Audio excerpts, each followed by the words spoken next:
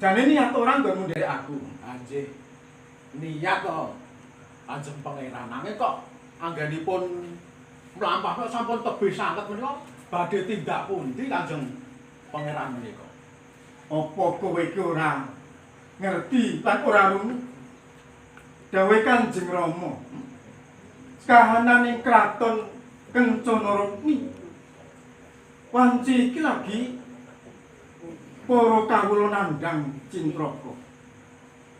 Merga banyu sing kala mangsane miliyane kraton Kencana Rukmi saka ing kraton Kencana Pura iku ora kaya adat saben.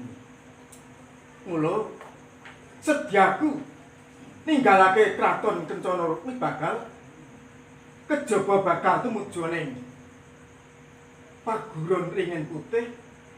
Aku bakal golek sisik melik. Tenane sapa sing gawe ontran-ontran bentuk boko wareh iki? Injih mila leres mekaten dawuh Rama dalem Kanjeng Pangeran Maduka Suci. Iya, Monggo kemawon yen badhe tindak wonten ing Paguron Ringin Putih. Pados sarana supados kados pundi kraton menika saged moncar melih yen bab toya menika. iya. Kejaba saka iku dawuh Kanjeng Rama. Ing tembe besok aku bakal nglintir kalenggan ana ing kraton Kencana Rukmi. Monggo Kanjeng Rama wis ndongkap yuswa. Yen tak umpamake kaya dene srengenge manglung-manglun. Monggo aku putra kang mijil sepuh kang sak mengkone bakal nglintir kalenggan ana ing kraton Kencana Rukmi. Mila leres Kanjeng Pangeran panjenengan menika nuwun ingkang badhe nglintir ke Prabon. Mila kedah kados pundi saged para kawula menika saged nampi toya menika supados saged wontenipun pesabinan menika mboten larang toya rak mekaten. Pancen sedyaku nggonku tindak tumuju ing Paguron Ringin Putih. Uga ngeras pantes sak mengkone aja nganti para kawula kang mapan ana ing Karang Pradesan sing uripe padha tetani sing tandur tuwuh kala mangsane banyu mili ning saiki kok kali padha garing. Aku cubriya ana wong sing ora seneng ana ing para kawula ing Kencana Rukmi. Mila leres Kanjeng Pangeran. Wonten ingkang para kawula ingkang boten sarujuk mbok bilih Kencana Rukmi menika dados negari ingkang Bilwara tegesipun kondang dumugi Patmanca Negara anggenipun para kawula ayon tata titi tentrem gemah ripaklos sinapi. Ya pancen iku sing tak kersakake Pak. Monggo nggon kuwas lan sumelang aja nganti sak mengkone. Gawe ringkih Kanjeng Rama Surayo. Derek paku supaya tinggal tumuju ning Paguron Ringin Putih.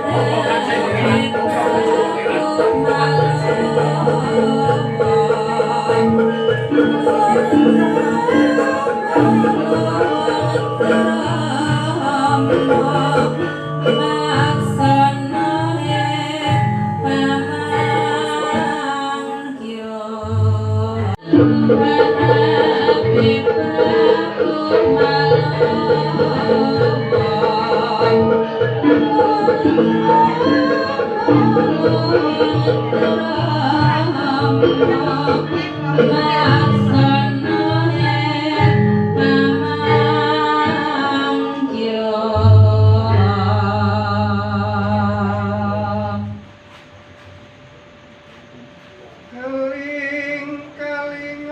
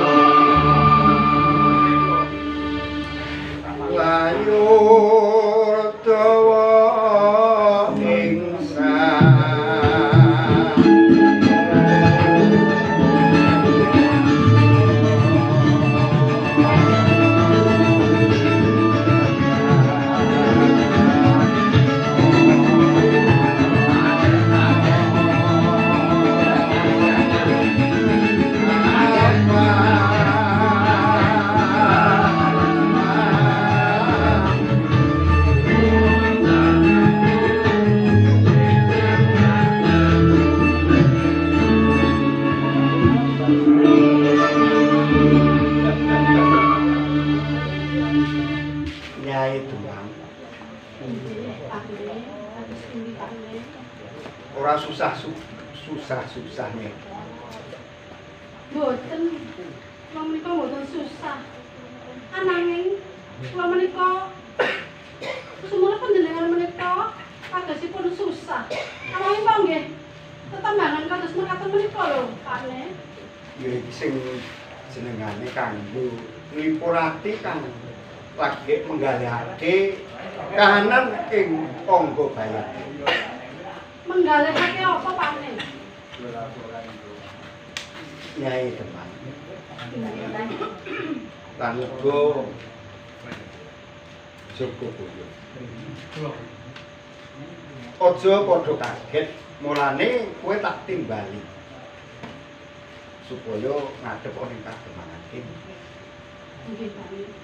Apa wis mangerteni sejatine mula Nyai Demang tak timbali ana ing kademangan wong kaya.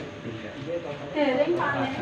Ananging kula menika lho panjenengan menika ki kados pundi kok menika kok kados susah menika lho. Ya kuwi sanadyan susah ning tak gawe seneng. Wis kowe ora sampe susah sing baku ing wektu iki mengko bakal medharake sing dadi pambengane atiku. Nggih, Pakne. Prayogake. Nggih, Pakne. Semono uga Dimas Joko Boyo. Kepiye nggonmu niti priksa kahanan ing angga bayat kene gandingan kowe kuwi minangka Joko Boyo ing angga bayat kene. Saestu anggen kula nindakaken kewajiban kula nliti para kadang tani wonten ing wewengkon kademangan mriki sedaya mboten wonten ingkang kuciwan. Syukur. Ya ora susah kuwatir sesuk belanjamu tak undhaki gandingan pakaryamu saya apik nata katentemaning kawula ing angga bayat. Lah yo mengkono to Nyai. Nggih, Pakne.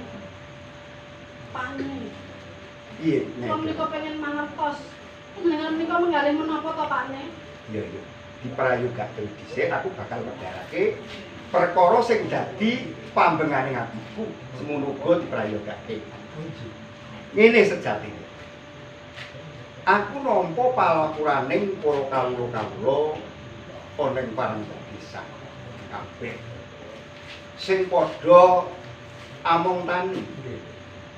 Ing wektu itu padha ngresah, padha ngeluh. Jalaran para kawula sing among tani ana ing sawah sampah, ana ing perenging gunung iki padha ngrasakake tetanggurane ora subur. Amargi menapa kok mboten subur menika? Amarga ing wektu iki kaya ana sing ngreka daya. Ilining banyu saka bendung angga warih kaya-kaya cilik. Ing saengga banyu ra iso rata ana ing sawah, ana ing perenging gunung. Oh iki. Lajeng sinten menika? Panjenengan mangertos mboten? Ya aku dhewe ora manteni. Lan uga ing wektu iki malah pajek-pajek padha ngeluh. Para kawula iki kaya-kaya mundhak pajeke kok beda pranatan iki karo jamane Kanjeng Ramane Sang Prabu Suryawening nalika semana. Biyen ki ora ana pajek sing dhuwur, ora ana banyu sing iline cilik kaya mengkene, tata titi tantrem. Ning saiki bareng biasa dening Sang Prabu Suryawening kahanan kok kaya-kaya ora tentrem. Para kawula sing padha ning perdesan. Ngaten iki Lurah. Kula gendherek tanggung jawab perkawis toya ingkang badhe dipun ilikaken wonten ing saben-saben. Kula badhe budaya badhe nglarah menapa ingkang dadosaken rendheking toya ing kesabenan menika. Bener. Setuju aku. Ya ngene. Kaya-kaya aku ora lega rasane ngatiku. Mula aku kepengin nglarah perkara iki ngaturake ana ngersaning Sang Prabu Suryawening supaya bisa banyune banter pajeke iso murah ing saengga para kawula sing padha among tani ana ing angga bayan kene bisa subur makmur dadi ing Demahing. Mula ayo derekno aku bakal matur ana ngersane Sang Prabu Suryawening ngaturake perkara iki. Kahanane katembangan ing angga bayan kene. Derekno ayo. Monggo.